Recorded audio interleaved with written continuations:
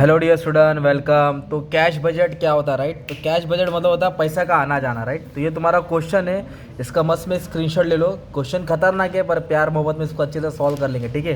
तो cash budget basically statement showing income and expenditure कि receipt मतलब पैसा आ रहा है, पेमेंट मतलब पैसा जा रहा है। तो अपने पास पैसा कब आएगा? जब अपन माल बेचेंगे, सेल्स दिया रहेगा, डेटर्स कस्टमर मतलब पैसा आ रहा है। जब कुछ खरीदेंगे तो पैसा जाता है, उसको परचेज बोलते हैं, राइट? और या फिर मटेरियल का पेमेंट किया, वेजेस का पेमेंट किया, ओवरहेड का पेमेंट किया, रेंट का पेमेंट किया, या अपने पास डिविडेंड आया, कमीशन मतलब डिविडेंड आया, सेल्स करके पैसा वसूल किया हमने, तो अपना रिसिप्ट होता है, ये पेमेंट होता है। सबसे पहले ओपनिंग बैलेंस लिखने का रहता है। तो अभी ये वाला क्वेश्चन में अपने को बजट क्या बनाने का मालूम है क्या? इधर बोला बजट मई टू जुलाई। क्या बजट बनाने का? मई टू जुलाई। तो मई, जून, जुलाई, 3 ही महीने का बजट बनाने का। और इन्फॉर्मेशन अपने को आगे ज़्यादा इन्फॉर्मेशन दिया रहेगा, कभी कम दिया रहेगा, ठीक है? सॉरी, ज़्यादा आगे पीछे का भी इन्फॉर्मेशन दिया रहता है। तो सबसे पहले क्या दिया, इधर सेल्स दिया है। सेल्स के बाद क्या बोला है इधर मालूम है क्या? 40% of sale expected for cash, मतलब 40% रोकड़ा बोला है। और ऑफ द क्रेडिट सेल, जो उधारी है 50% वो pay in the month of after month, फिर 50%, फिर उसके आफ्टर, आज कल परसों, मतलब घुमा के दिया है। फिर बोला है मटेरियल, मटेरियल मतलब जो माल खरीदते हैं सप्लायर से, उसका बोला 50% कैश है, बाकी का उधारी है। और वेजेस क्या बोला है? Paid on second day of following month, मतलब जो महीने में हो रहा है उसके अगले महीने में दे रहा है। ओपनिंग बैलेंस, तो सबसे पहले अपन क्या लिखेंगे? कॉलम बना के ओपनिंग बैलेंस लिखेंगे। तो ये कॉलम बनाने का, रिसिप्ट लिख देने का, इधर पेमेंट लिख देने का, cash cell credit sale, cash मतलब रोकड़ा, क्रेडिट मतलब उधारी। तो ओपनिंग बैलेंस कितना है? 30,000। ओपनिंग बैलेंस कितना है? तो इधर लिख दिया ओपनिंग बैलेंस 30,000। कॉलम बनाया और ओपनिंग बैलेंस लिख लिया। चलो 1.5 मार्क्स तो मिल गया, पर सम तो 15 मार्क का आएगा ना, तो अभी लड़ाई 15 मार्क के ऊपर है। चलो उधर ट्राई करते हैं। तो सबसे पहले अभी अपन ना इसको सॉल्व करते हैं, मटेरियल को। मटेरियल मतलब होता है अपन ने जो माल खरीदा सप्लायर से, तो उसको पेमेंट करना पड़ता है। क्या करना पड़ता है? तो पेमेंट इसके लिए इधर आएगा। तो इधर क्या बोला है मालूम है क्या? हम लोग कौन सा मंथ का बना रहे हैं? मई। तो मई में क्या दिया है? मई में कितने का माल खरीदा अपन ने? 60,000 का। मई में कितने का माल खरीदा? 60,000 का। तो 60,000 का माल खरीदा है। तो इधर क्या बोला है? कंपनी हैज टू पे 50% of total material in cash, 50% रोकड़ा है। तो 60,000 का 50% 30,000 हो जाएगा। तो बचेगा कितना? 30। रोकड़ा मतलब सेम महीने में आएगा। और ये जो उधारी हुआ ना, रेस्ट मतलब जो बचा, वो paid in the following month, मतलब मई के बाद क्या आता है? फॉलो करता है जून।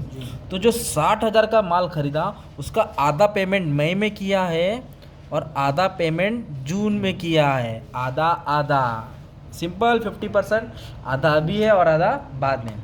तो वापस है, चलो जून में देखते हैं। तो जून में कितने का माल खरीदा? 65,000। तो 65 का आधा कितना होगा? 32,500। तो 32,500 जून में आएगा और एक 32,500 उसके नेक्स्ट मंथ, नेक्स्ट बोले तो किधर आएगा? जुलाई में आएगा ना भाई। अब जुलाई में कितने का माल खरीदा? 70,000 का। तो 70 में से 35,000 जुलाई में दिया और 35,000 अगस्त में दिया। अगस्त बना रहे नहीं तो उसको लिखने का नहीं, आधा इधर आया और आधा इधर आया। पर ये तो खाली है ना यार। तो मई के आगे कौन सा महीना आता है? अप्रैल का।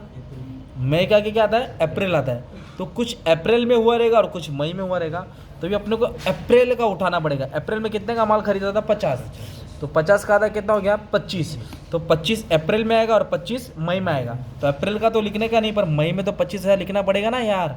तो आधा अभी और आधा बाद में। कैश मतलब रोकड़ा सेम मंथ था, और क्रेडिट मतलब उधारी था, उसके नेक्स्ट मंथ था, मतलब 1 महीने के बाद। तो इस तरह तुमने परचेस को सॉल्व किया। किसको सॉल्व किया? परचेस। वो थी बी वाली लाइन। ए वाला तो खतरनाक है, इसके लिए तो सम सॉल्व कर रहा हूँ। अभी wages are paid in the second day of following month, मतलब वेजेस इधर दिया है, मई में दिया है 12,000। तो मई में नहीं दिया, उसके फॉलोइंग बोला है। फॉलोइंग मतलब मई के बाद। तो मई का पैसा 12,000 का भी आएगा, बाद में आएगा। तो अभी कैसे लिखेंगे इधर? मई में कितना दिया है? 12। तो अपन मई में नहीं लिखेंगे, जून में लिखेंगे। किधर लिखेंगे? जून में। और जून का पैसा जुलाई में। तो 14 जून में 13,000 है, तो वो जुलाई में आ जाएगा 13,000। और तो फिर ये खाली है ना दोस्त। जुलाई का तो अगस्त में आएगा, अगस्त का तो बना नहीं रहे।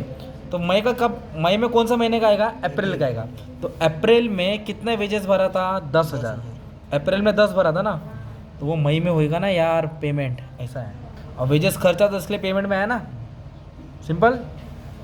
तो अपन ने डी भी किया, सी भी किया, बी भी किया, और पूरा सम जितना भी कैश बजट का सम है ना, ए वाला एडजस्टमेंट ऐसे ही आता है, खतरनाक आता है। अब अच्छे से सुनो।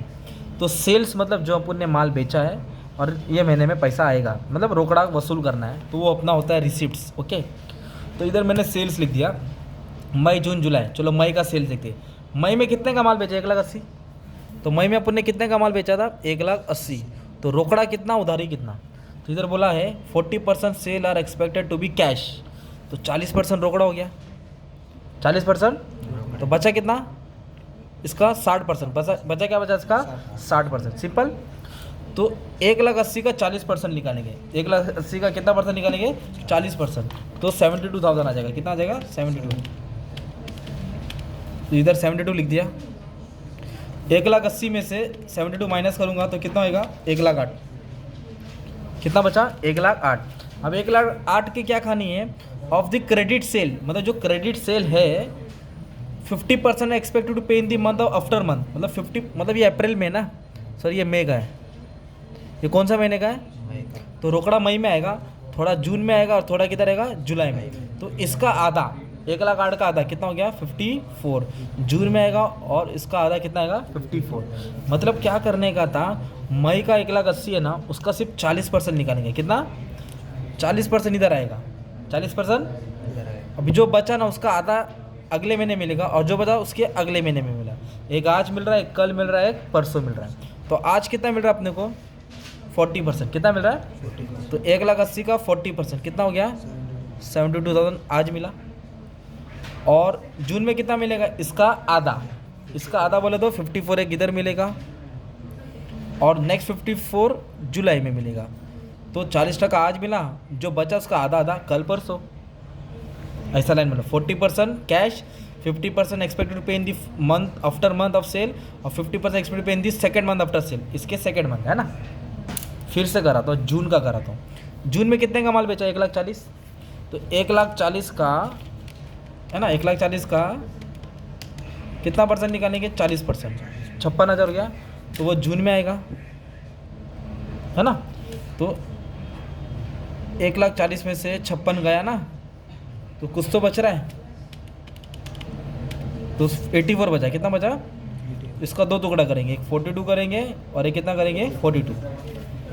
तो ये जो था ना अपना 56, ये कौन से महीने का था मालूम है क्या अपना? ये जून का था। किसका था? तो ये जून में मिलेगा, ये जुलाई में मिलेगा, और ये अगस्त। जून, जुलाई, अगस्त। तो जुलाई का तो आ जाएगा, मतलब जुलाई का यहाँ लिखेंगे, पर जो अगस्त का पेमेंट वो नहीं लिखेंगे ना, वही भी नहीं लिखेंगे। मई का भी आगे का सॉल्व करेंगे ना। अभी अपन जून का हिसाब निकाला है, जून जुलाई अगस्त। अभी जुलाई का फिर सॉल्व करेगा तू, तो जुलाई का कितना? 1,50,000 है। 1,50,000 का कितना टका निकालेगा? 40%। 1,50,000 का कितना टका निकालेगा? तो 40% बोलेगा तो हो गया तेरा 60,000, है ना। तो ये जुलाई में मिलेगा 60,000। कभी मिलेगा? एक जुलाई में मिलेगा, एक अगस्त में मिलेगा, और एक सितंबर में मिलेगा। तो आगे पीछे का निकाल के मतलब नहीं है। तो मई का आगे क्या है? अप्रैल। अप्रैल का आगे क्या है? मार्च। तब एक काम करते हैं अपन, अप्रैल का सॉल्व करते हैं। किसका सॉल्व करते हैं? अप्रैल में कितना है? 1,50,000। तो अप्रैल में 1,50,000 था सेल्स। कितना था? 1,50,000। तो इधर क्या करेंगे? 40%, इधर क्या लिखेंगे? 60%। तो इसका 40% 60,000 अप्रैल में मिलेगा। अपन अप्रैल बना रहे क्या? नहीं, तो नहीं आएगा। तो 1,50,000 में से 60 गया तो कितना बचा? 90,000। कितना बचा? तो 90 का आधा करेंगे तो 45, और 90 का आधा करेगा तो 45। तो एक 45 आज मिलेगा, है ना, और एक 45 यहाँ आएगा। मतलब एक अप्रैल में आएगा, एक मई में आएगा, और एक जून में आएगा। अप्रैल में आएगा, मई में आएगा, जून। अगर मार्च का दिया रहता है 1,00,000, मान लें मार्च का कितना दिया रहता है? 1,00,000। तो मार्च का 40% आता, 40,000 आता था ना, तो बचता कितना? 60,000। तो 60 का आता कितना होता? 30,000 और 30,000। तो ये मार्च का रहता है 1,00,000, तो ये मार्च में आता, ये अप्रैल में आता, और ये मई में आता। मार्च, अप्रैल, मई। तो अपन मार्च का बना रहे क्या? नहीं। अप्रैल का बना रहे क्या? नहीं। तो ये वाला मई में आता। फिलहाल तो अपने को मार्च का दिया है क्या? तो इधर डैश आएगा। क्या आएगा? डैश। तो ऐसा घुमा फिरा के हम सॉल्व करने का था। अब इसको टोटल ट्राई करते, आंसर मैच करते, क्या है, खेल के टॉली करते, राइट। तो टोटल कैसा है? इसको ऐड करेंगे, ओपनिंग बैलेंस, रिसिप्ट्स को ऐड करेंगे ना, तो आपको इनकम मिलेगा। क्या मिलेगा अपने को? इनकम। तो इनकम है 1,47,000, ये इनकम हो गया। और ये खर्चे को ऐड करेंगे तो 65,000 आएगा। कितना आएगा? 65। तो आराम से ये इनकम हो गया, ये एक्सपेंडिचर हो गया। तो ये ए हो गया और ये बी। अब इन दोनों को क्या करेंगे? माइनस करेंगे तो अपने को 82,000 मिलेगा। क्या मिलेगा? उसको बोलेंगे क्लोजिंग बैलेंस। तो मई का क्लोजिंग कितना आया? 82। इधर आके ऊपर डालेंगे तो इसका ओपनिंग होएगा। क्या होगा इसका? ओपनिंग। अब इसको ऐड करेंगे और इसको ऐड करेंगे। तो इसको ऐड किया तो 237 आया, इसको ऐड किया तो 74,500 आया। इसको क्या कर देंगे अपन? माइनस कर देंगे तो अपने को 162,500 ये जून का क्लोजिंग हो गया। तो जून का क्लोजिंग, तो जुलाई का क्या रहेगा? ओपनिंग रहेगा। अब इसको ऐड करेंगे तो 3,18,500 आएगा। इसको ऐड करेंगे तो 80,500 आएगा। तो इसको और इसको क्या कर देने का है? माइनस कर देने का है।